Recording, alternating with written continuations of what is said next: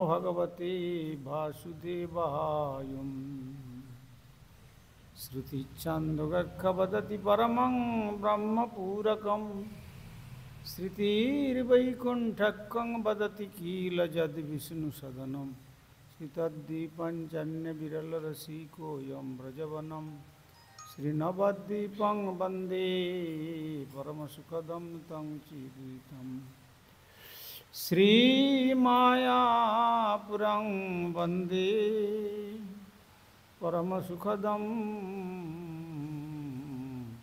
तं चिद्वितं देवी सुरेश्वरी भगवती गंगे त्रिभुवनतारिणि तरलतरङ्गे शङ्करमौलिनिवासिनि विमले मम मतिरस्तं तव पदकमले भक्त्या विहीनयपराधलक्ष्यैक्षिप्तस्य कामादितरङ्गमध्ये कृपामयि त्वं शरणं प्रपन्ने नमस्ते श्रीचरणारविन्दम् श्रीकृष्ण चैतन्य प्रभु नित्यानंद श्री अद्वैत गदाधर शिवासादि गौरभक्तवृंद हरे कृष्ण कृष्ण कृष्ण हरे हरे हरे राम राम राम हरे हरे। श्री गुरुदेव जय प्रभुपाद जय राधा दामोदर जय गौरचंद्र जगन्नाथ गिरिराज महाराज श्री राज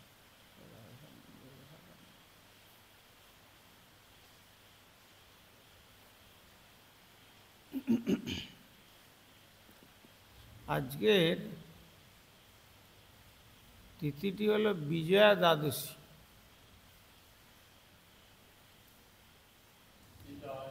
একাদশী অপেক্ষা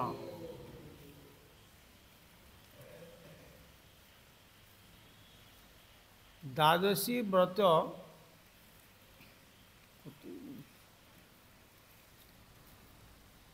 একাদশী অপেক্ষা দ্বাদশীর ব্রত আরো তাৎপর্যপূর্ণ।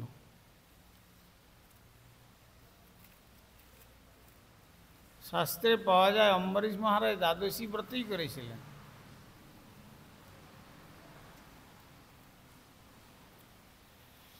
আর এই যে বিজয়া নামটি হয়েছে ভক্তির বিজয় বৈজয়ন্তী সাধকের হৃদয়াকাশে উড্ডীন হয় এই দ্বাদশী দেবীর কৃপাতে।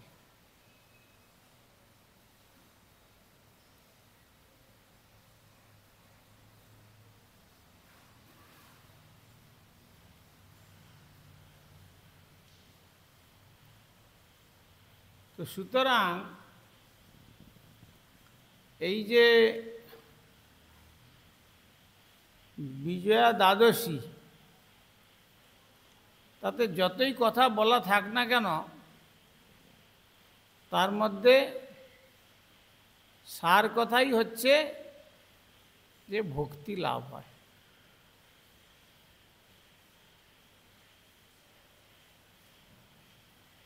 ভক্তির লাভ করে এই মানুষ জগৎ থেকে শুভ বিজয় করতে পারে। কোথায়? ভগবত ধাম। যদিও একাদশী দ্বাদশী মাহাত্ম্যতে বিভিন্ন কথা বলেছেন পুরাণে, এগুলি সমস্ত মানুষকে ভগবত ভক্তিতে উদ্বুদ্ধ করার জন্য প্রাকৃত বস্তুর লাভের। বলা আছে যে কোথাও বলা আছে রামচন্দ্র এই ব্রত করে লঙ্কা বিজয় করছিলেন, কোথাও কোথাও বলা আছে যে পুত্রদা একাদশী, যেমন বলে একাদশী করলে পুত্র লাভ হবে। আর সুতরাং যত অন্নদা বলছেন অন্যের অভাব হবে না একাদশী করলে, এগুলো সমস্ত গৌণ কথা। মুখ্য কথাটি হচ্ছে ভক্তির জননী সদৃশা। ভক্তি জননী, জননী যেমন জগৎকে সন্তান দান করে, তেমনি এই তিথি প্রতিপালন করলে কি হয় না, ভক্তিকে দান করতে পারে। এই জন্য যতনে পালনও করি, যত্নের সহিত পালন করার কথা বলেছেন।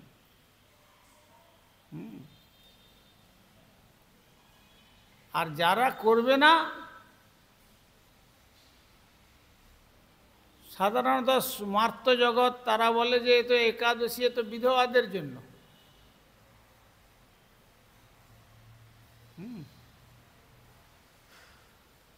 কিন্তু শাস্ত্রে সে কথা বলেনি।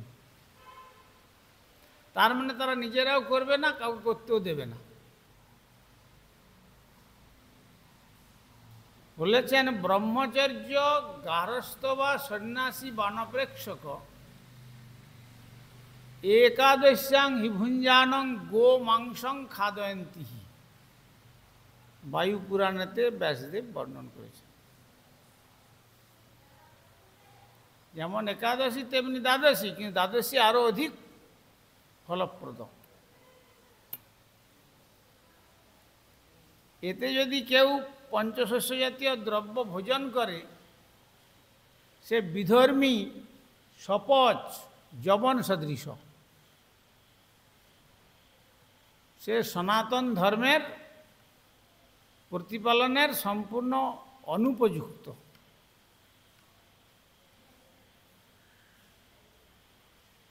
এত বড় কথা বলেছেন। গো মাংসং খাদয়ন্তী, সে একটি গো খাদক রূপে পরিণত হবে। জানেন কে না, ব্রহ্মচারী, গৃহী, বানপ্রস্থ, সন্ন্যাসী, যেই করুক ভোজন পঞ্চশস্য জাতীয় দ্রব্য, সে হচ্ছে গো খাদক তুল্য। তার পরিণামটা কি? মহাপ্রভু বলছেন গো অঙ্গে যত লোম হয় নিরন্তর, গোঘাতির তত সহস্র বৎসর নরকে পচে নিরন্তর। এক একটা লোমেতে 1000 বছর করে নরক লিখছে। নরকে পচে পচে মরবে, যন্ত্রণা ভোগ করবে।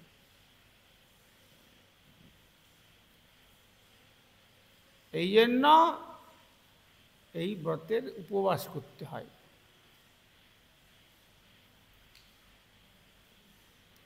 উপাবৃত্তেভ্যো পাপেভ্যো যস্তুবাস গুণৈঃসহ উপবাস সবিজ্ঞ প্রবদন্তি মনীষিণঃ।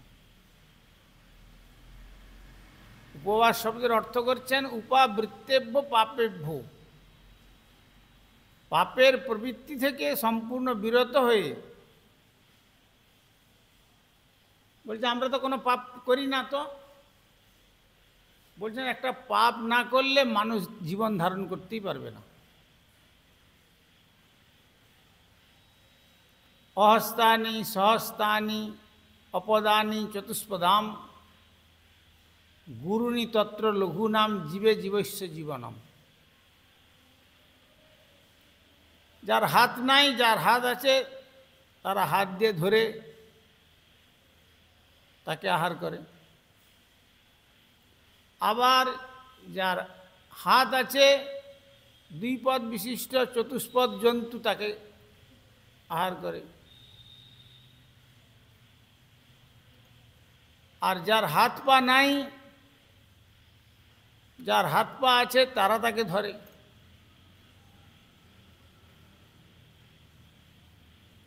এইভাবে যে শক্তিমান, যে দুর্বল প্রাণ, শক্তিমান ব্যক্তি দুর্বল প্রাণকে হত্যা করে।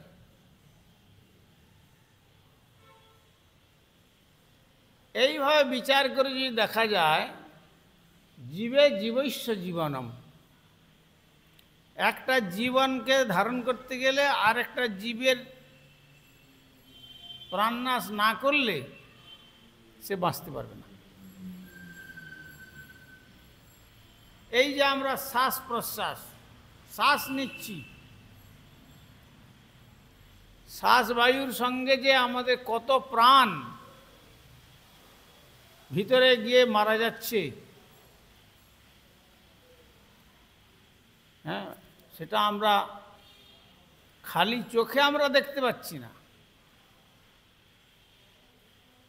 দূরবীন দিলে দেখা যায়। বা এই যে এক গ্লাস যদি জল পান করতে হয়, জল আমরা মনে করছি যে ফ্রেশ জল, কিন্তু এক গ্লাস কাঁচের গ্লাসে জল রেখে যদি দূরবীন দিয়ে দেখা যায়, তাহলে ওই জল আমরা খেতেই পারবো না, যে এত জলজ প্রাণ ওখানে ভেসে বেড়াচ্ছে।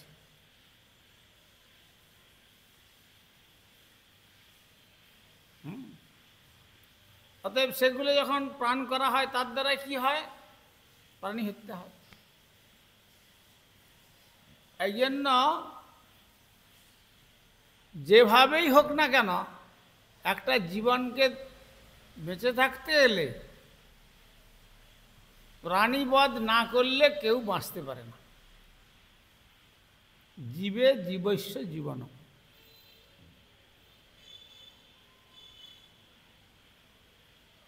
জীবই হচ্ছে জীবের জীবন।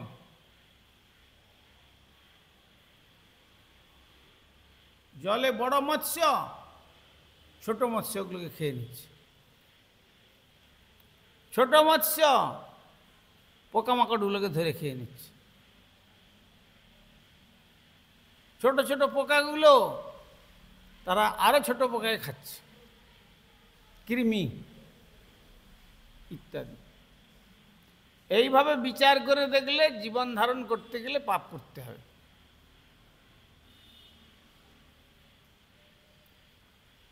তাই ভগবান বলছেন যে আজকের দিনটিতে অন্ততপক্ষে সমস্ত পাপ প্রবৃত্তি থেকে বিরত হও, উপাবৃত্তিভ্য পাপেভ্য।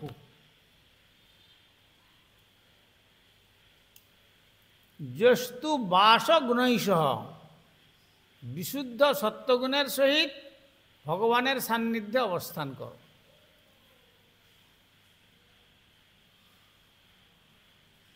ভগবানের সান্নিধ্যে কি করে অবস্থান করবে? তাহলে কি ভগবানের চরণকে ধরে বসে থাকবে? না, ভগবানের নামের মাধ্যমে ভগবানের স্থানে অবস্থান হয়। কেন? কলিকালে ভগবানের নাম রূপে কৃষ্ণ অবতার।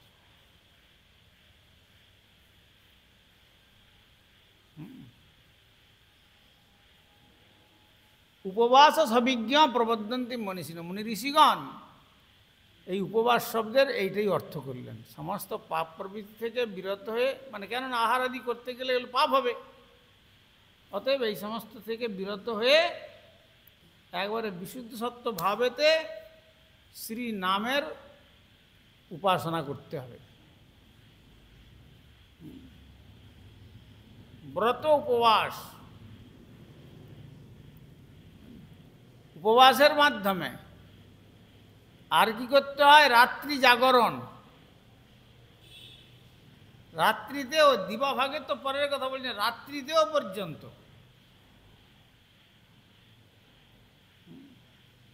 এই জন্য বলে হরি বাসর। হরির বাসর মানে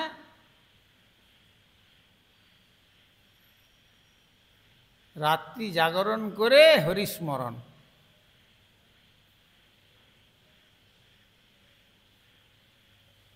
বাসর মানে এখানে রাত্রি। ওই যে সংসার জীবনেতে বাসর সজ্জা হয় না, রাত্রির কথা। রাত্রিতে জাগরণ, তেমনি হরির বাসর। হরির উদ্দেশ্যে রাত্রি জাগরণ করে নাম গ্রহণ করবে।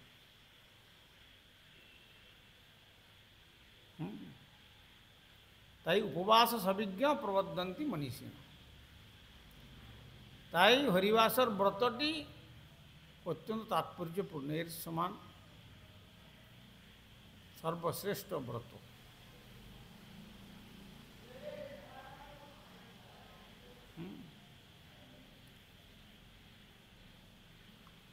আবার তার থেকেও রাধারানীর ব্রত আরো শ্রেষ্ঠ, কিন্তু রাধারানীর ব্রত তো একদিন।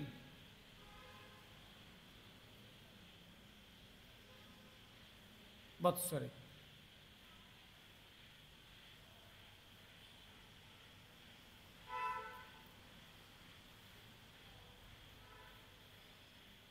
সহস্রং একাদশী পুণ্যম যৎফলং লভতে নর। হাজার একাদশীর ফল রাধাষ্টমী ব্রতং তাত, যে রাধাষ্টমী ব্রত তার রাধাষ্টমী ব্রতটি হচ্ছে সেই হাজার একাদশী ব্রতটি তার কাছে কণা মাত্র হয়ে যায়।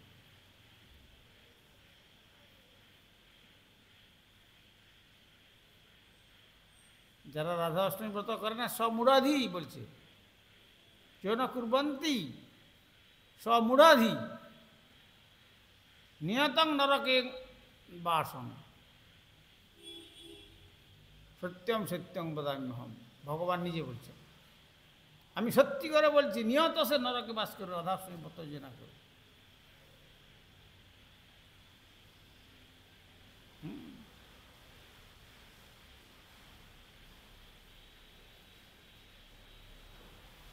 আর আবার ভগবান কি বলছেন, মন্নাম সহস্র জপেন যৎফলং প্রাপ্নতি সাধক তৎফলং হি সমাপ্নতি রাধা মাত্রৈক কীর্তনা।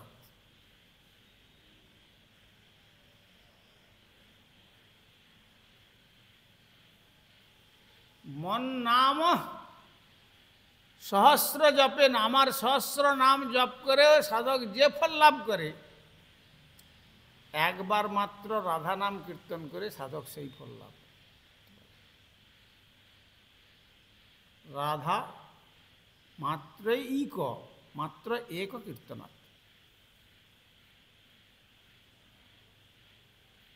এই জন্য সেদিন বলেছিলাম যে রাধারানীর গুণকীর্তনের ফল, রাধা নামের কীর্তনের ফল কৃষ্ণকে পাওয়া, আর কৃষ্ণ নাম কীর্তনের ফল রাধারানীর চরণ পাওয়া। কৃষ্ণ নাম গানে ভাই রাধিকা চরণ পাই, আর রাধা নাম গানে কৃষ্ণচন্দ্র। সংক্ষেপে কহিলু কথা, ঘুচাও মনের ব্যথা, দুঃখময় অন্য কথা দ্বন্দ্ব। আর আজকে বামন দেবের আবির্ভাব, বামন দ্বাদশী। মহারাজ বলি যখন তার প্রবল পরাক্রমের দ্বারা সমস্ত দেবরাজ্য অধিকার করে নিয়েছিলেন,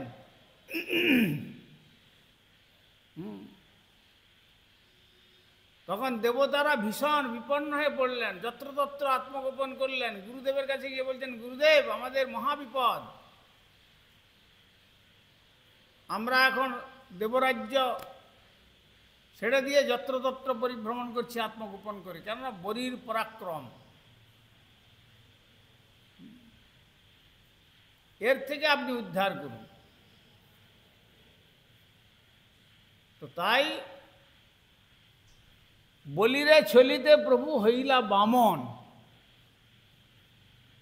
বলিকে দেবকে ছলনা, বলি রাজাকে ছলনা করতে ভগবান বামন দেব রূপে কৈশ্যপ ঋষিকে অবলম্বন করে তাৎকালিক অবতার হয়েছিলেন। অকস্মাৎ এসছেন, বলির যখন সেই সমগ্র দেবতাদের সম্পদ সব লুণ্ঠন করে নিয়ে এসে ভিগুকচ্ছ নদীর তীরে তিনি দান ছত্র খুললেন, আর সর্বত্র জানিয়ে দিলেন যে যারা যারা দান গ্রহণ করবে তাদের এ জন্মের তো তাদের নিজেদের তো নয়, তাদের কত পুরুষ যে সেই দান গ্রহণ করে ভোজন করে থাকতে পারবে, তাদের আর অন্যের কাছে আর কোনোদিন চাইতে হবে না।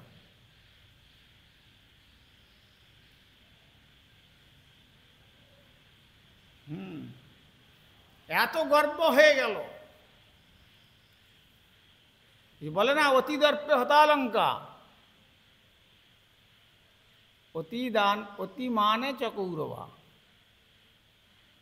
অতিদানে বলিবদ্ধ সর্বম অত্যন্ত গর্হিতম।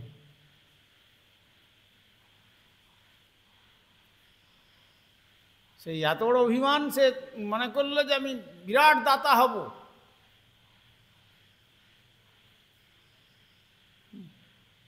সেই অভিমানকে ভগবান বামনদেব রূপে চূর্ণ করেছিলেন।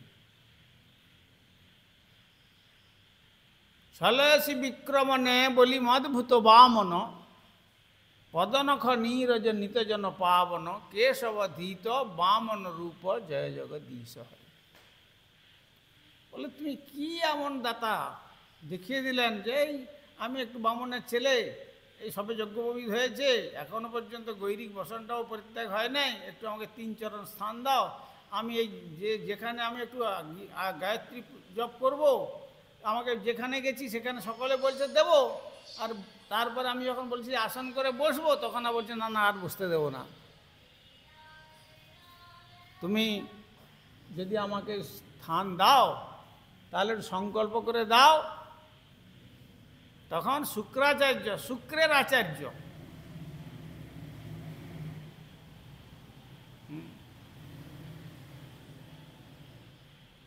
সে তখন বাধা দিয়েছিল। সেই শিষ্য বলি অসুর গুরু, এ তুমি কি করছ? এ জানো কে এসছে? কে? না ইনি ভগবান, খবরদার, 3 চরণ দেওয়ার জন্য সংকল্প করলো, সব তো শেষ করে দিল। যখন এই নিষেধ করলেন তখন বলছেন যদি আমার দান ছত্রেতে ভগবান আসেন দান গ্রহণ করতে, দানে দুর্গতি খণ্ডনম, আমার সমস্ত দুর্গতি খণ্ডন হয়ে যাবে, আমি ধন্য হয়ে যাব ভগবানকে দিয়ে।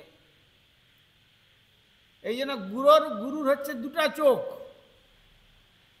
শ্রুতি স্মৃতি উভয় নেত্রে বিপ্রাণাং পরিকীর্তিত, একে ন বিকে ন কান দাম্যাং অন্ধং প্রকীর্তিত।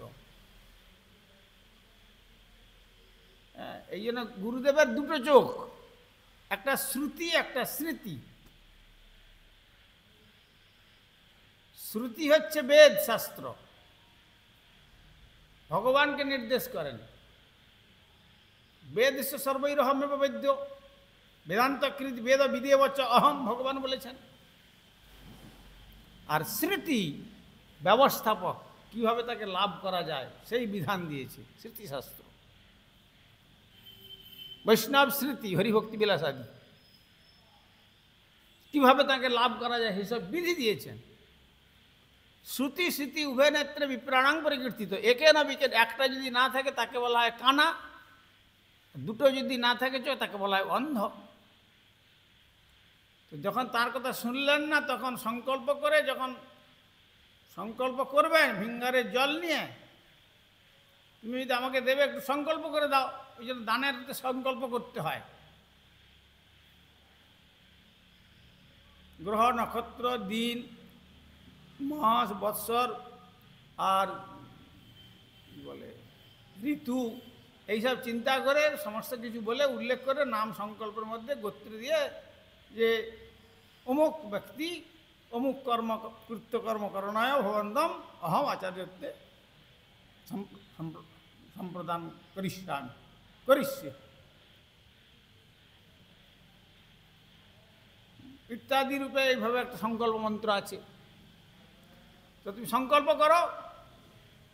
তখন ওই শুক্রাচার্য কী করলেন না, ওই একটা মাছির রূপ ধারণ করে ওই ভিঙ্গারের যে যেদিকে জলটা বেরোবে সেই রাস্তাটাকে বন্ধ করে দিয়েছিল। জল আর বেরোচ্ছে না, সংকল্প হবে কী করে? তখন ভগবান অন্তর্যামী সব জানলেন, তিনি বললেন এই কুশিটা দিয়ে খুঁচা দিয়ে দাও, একটু ময়লা লেগে গেছে। তখন ওই একটা চোখ কানা হয়ে গেছিল। এই জন্য লোকে বলে কানা শুক্র, দানেতে বাধা দিচ্ছে কানা শুক্র। এক চোখের কাজ করেছে আর এক চোখের কাজ করেনি। এক চোখের কাজ ভগবানকে দেখিয়েছে, কিন্তু আরেক চোখে যে ভগবানের সেবা করতে হবে সে সেবা থেকে বারণ করছে, এই জন্য তাকে বলা হচ্ছে কানা শুক্র। পরবর্তীতে সেই বলি মহারাজ দান করে 3 চরণ জায়গার শেষের চরণটি তার মস্তকে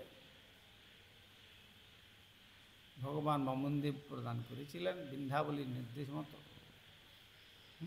তখন তার অভিমান চূর্ণ হয়েছিল। তারপরে ভগবান বলিকে সুতলে স্থান দিয়েছিলেন। বলি বললেন, আমি যেটা দান করেছি সেটা ফিরিয়ে নেব না। মাথাটা দিয়ে দিয়েছিলেন অভিমানের মস্তক।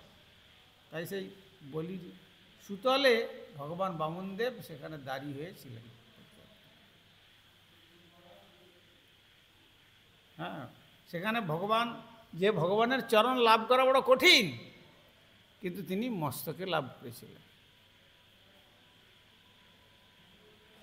তথাপি প্রতিদানে বলিবদ্ধ। সেই জন্য ওখানে লক্ষ্মীদেবী দেখছেন যখন আসছেন না, প্রভু কোথায় গেলেন কোথায় গেলেন ব্যাপার খুঁজতে খুঁজতে আসলেন যখন, তখন সুতলে দেখলেন এরকম অবস্থা। তখন পরিচয় দিলেন বলিকে যে আমি তোমার বোন, তুমি আমার ভাই, আর তো দেখো আমার একটা কাজ আছে তোমার কাছে, তুমি কাজে প্রতিশ্রুতি দাও যে আমার সেই কার্য আমাকে পূরণ করে দেবে। এই বলে তখন লক্ষ্মীদেবী তখন ভাতৃরূপে তাকে রক্ষাবন্ধন করলেন। কাকে? বলি মহারাজ। আর তারপরে বললেন যে তাহলে তুমি যদি আমাকে, তাহলে আমি তোমাকে রক্ষাবন্ধন করলাম, তোমার কোনো বাধা এখানে থাকবে না, তুমি ওই দাড়িকে আমাকে দাও। দাড়িটি কে? তখন সেই দাড়ি তার স্বরূপ প্রকট করলেন স্বয়ং বিষ্ণু, শঙ্খচক্র গদাপদ্ম রূপ ধারণ করে দর্শন দিলেন। আর বলি তখন বললেন আমার জীবন ধন্য হয়ে গেল। আর ইনি মা লক্ষ্মী, ওই লক্ষ্মী নারায়ণের দর্শন হলো। আর তথাপি যেহেতু তিনি কথা দিয়েছিলেন, এক রূপে ওখানে থাকলেন, আর আরেক রূপে লক্ষ্মী দেবী তাকে নিয়ে বৈকুণ্ঠে যাত্রা করলেন। সেই বামনদেবের আজকের আবির্ভাব তিথি, সুখদেব গোস্বামী চরণ। তাই সুখদেব পরীক্ষিত মহারাজজিকে সুখদেব গোস্বামী চরণ বলছেন, যারা এই বামনদেবের কথা শ্রবণ করবে, হ্যাঁ, পবিত্র চিত্তে শ্রদ্ধার সহিত, তারা বলি মহারাজ কাছে যেমন বামনদেব বন্ধন দশা প্রাপ্ত হয়ে গিয়েছিলেন, বলিকে বাঁধতে গিয়ে যেমন নিজের বন্ধনেতে আবৃত হয়ে গিয়েছিলেন ভক্তের বন্ধনে, হ্যাঁ, তেমনি ভগবানকে তিনি ভক্তিতে বন্ধন করতে পারবেন হৃদয় মন্দিরে। পঞ্চাকল্পতরুবৈশ্য কৃপা সিন্ধু ভৈবচ বিদানাং পাবনেভ্যো বৈষ্ণবেভ্যো নমঃ। হরিহরয়ে নম কৃষ্ণ যাদবায় নম। হরিহরয়ে নম কৃষ্ণ যাদবায় মাধবায় কেশবায় নম। গোপাল গোবিন্দ রাম শ্রী মধুসূদন, গোপাল গোবিন্দ রাম গিরিধারী গোপীনাথ মদন মোহন। শ্রী চৈতন্য নিত্যানন্দ শ্রী অদ্বৈত সীতা, শ্রী চৈতন্য নিত্যানন্দ শ্রী গুরু বৈষ্ণব ভাগবত গীতা। শ্রীরূপ সনাতন ভট্ট রঘুনাথ, শ্রীরূপ সনাতন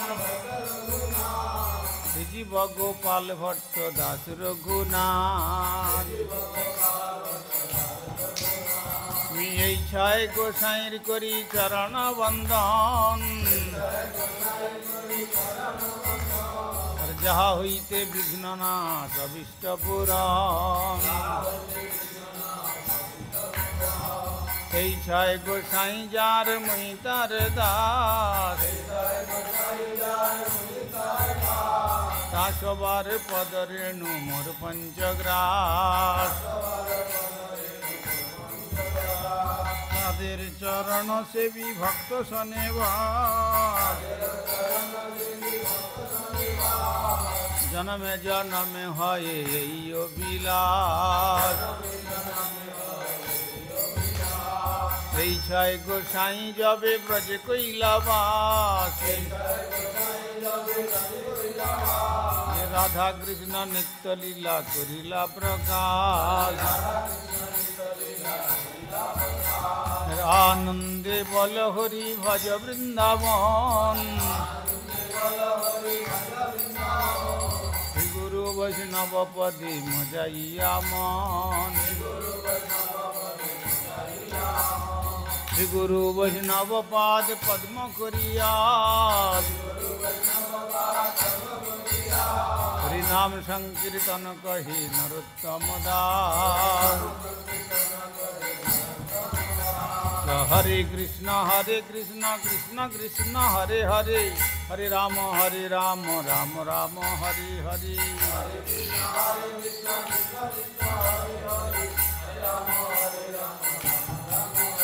তাই গৌর হরি বল, হরি বল, হরি বল, হরি বল।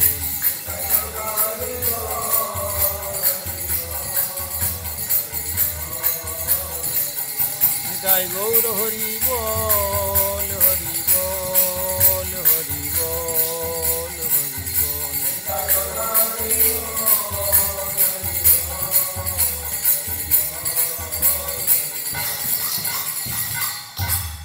শ্রী শ্রী গুরু গৌরাঙ্গ গন্ধর বিগ্রহ গিরিধারী শ্রী রাধা গোবিন্দ গোপীনাথ মদন মোহন, শ্রী জগন্নাথ বলদেব সুভদ্র রমন দেব धामेश्वर श्री गौर सुंदर, श्री श्री जगन्नाथ देव, श्री गिरिराज महाराज, श्री राधा दामोदर जी, ग्रंथराज श्रीमद्भागवतम, तुलसी महारानी तथा संध्याकालीन भागवत अधिवेशन महामहोत्सव की जय। परमाराध्य श्री गुरुपाद पद्मंग विष्णुपाद परिव्राजकाचार्य जीवर्ति सुदंडी स्वामी श्री श्रीमाद भक्ति कुमुद संत गोस्वामी ठाकुर की जय। जगत गुरु श्रील प्रभुपाद भक्ति सिद्धांत सरस्वती गोस्वामी ठाकुर की जय। सपार्षद नंदन श्री गौर सुंदर की जय। सपार्षद श्रील प्रभुपाद की जय। रूपानुग गुरुवर्ग की जय। ग्रंथराज श्रीमद् भागवतम की जय। जय श्रील भक्तिविनोद ठाकुरेर आविर्भाव दिवस तिथिवारा महामहोत्सव की जय। जय श्रोता भक्त वृंद की जय। श्री श्री निताई गौर प्रेमानंदे हरि।